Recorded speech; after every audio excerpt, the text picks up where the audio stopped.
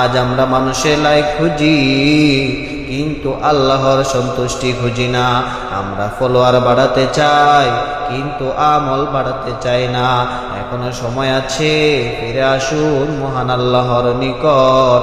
শুনুন, আজ যদি আপনি পরিবর্তন হন, তওবা করেন, তবে আপনি যত বড় গুনাহই করুন না কেন, মহান আল্লাহ তাআলা আপনাকে ক্ষমা করবেন। আমার প্রিয় ভাই বোনেরা, আজ আমি আপনাদের কাছে কোনো গল্প বলতে আসিনি। আমি এসেছি আমাদের কিছু বাস্তব কথা নিয়ে। একটু চুপ করে নিজের হৃদয়কে প্রশ্ন করে দেখুন, কি উত্তর পান?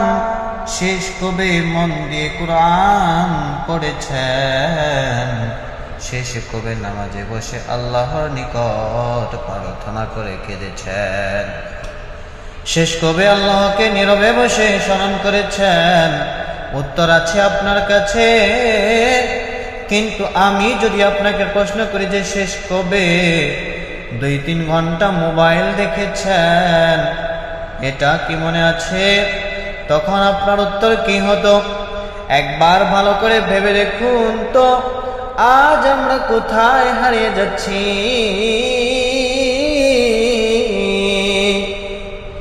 আমরা যে বদলে যাচ্ছি, সেটা হয়তো আমরা বুঝতে পারছি না। ধীরে ধীরে আমাদের হৃদয় শক্ত হয়ে যাচ্ছে, ঈমান দুর্বল হয়ে যাচ্ছে।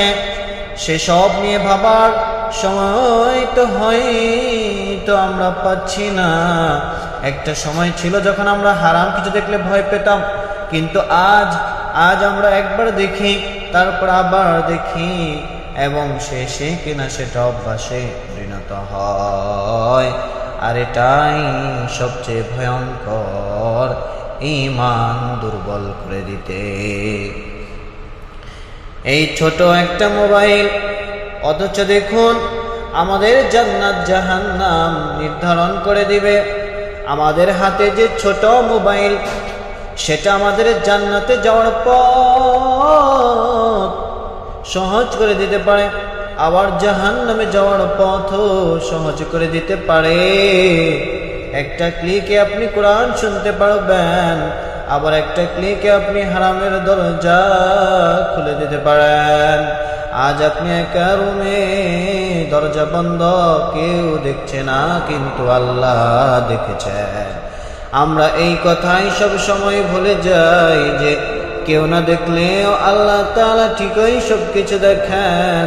চোখের সেই গুনাহ, অর্থাৎ আপনি ফোন স্ক্রল করেছেন, হঠাৎ একটা হারাম ভিডিও সামনে এলো, আপনি থামলেন, আরো একটু দেখলেন।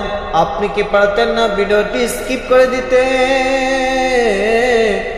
এই যে একটু দেখলেন, আপনার আবার দেখলেন, এই দেখাটায় আপনার হৃদয়ে একটা কালো দাগ সৃষ্টি করলো।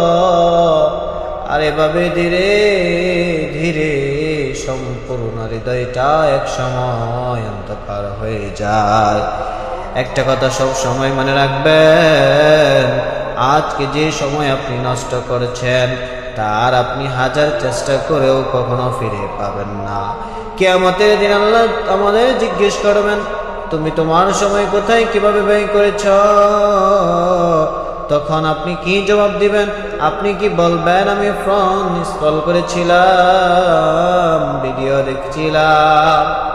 কল্পনা করুন তো সে ভয়ঙ্কর দিনের কথা, যেদিন আপনি একা কবরে, কেউ নাই সাথে, না তো আপনার আপন কেউ থাকবে, না তো মোবাইল থাকবে, আর না থাকবে ইন্টারনেট, থাকবেন শুধু আপনি আর আপনার আমল। আবার হাসরের ময়দানে আপনার সবকিছুর হিসেব নেওয়ার সময় আপনি কি করবেন? যখন আপনি কি লিখেছেন, কি দেখেছেন এবং কি শেয়ার করেছেন, সব কিছুই প্রকাশ পাবে তখন। সে সময় হয়তো আমরা মানুষের লাইফ খুঁজি, কিন্তু তখন আর আল্লাহর সন্তুষ্টি খুঁজি না। সবচেয়ে বাড়াতে চাই, জানেন আমরা দুনিয়াকে এত ভালো চাই না, বেশি ফেলেছি যে আছে আসুন ভালোবাসতে গিয়ে চিরস্থায়ী আখিরাতে আপনি পরিবর্তন হন, তওবা করেন, তবে আপনি যত বড় গুনাহই করুন না কেন, মহান আল্লাহ তাআলা আপনাকে ক্ষমা করবেন। করবেন। চলুন না আজ থেকেই শুরু করি, সময় মতো 5 ওয়াক্ত নামাজ পড়ি, কোরআনের সাথে সম্পর্ক গড়ি। চলুন না মহান রবের নিকট মন খুলে প্রার্থনা করি, হে আল্লাহ, আমরা গুনাহগার, আপনার নিকট প্রার্থনা করছি আমাদের চোখকে হেফাজত করার তৌফিক দান করুন। আমাদের হৃদয়কে নরম করে দিন, আমাদেরকে আপনার পথে ফিরিয়ে আনুন। হে আল্লাহ, আমাদের মোবাইলকে আমাদের বিরুদ্ধে সাক্ষী বানাবেন না, আমাদের পক্ষে সাক্ষী বানান। আমাদেরকে জান্নাত দান করুন, জাহান্নাম থেকে রক্ষা করুন। আমিন ইয়া রাব্বাল আলামিন।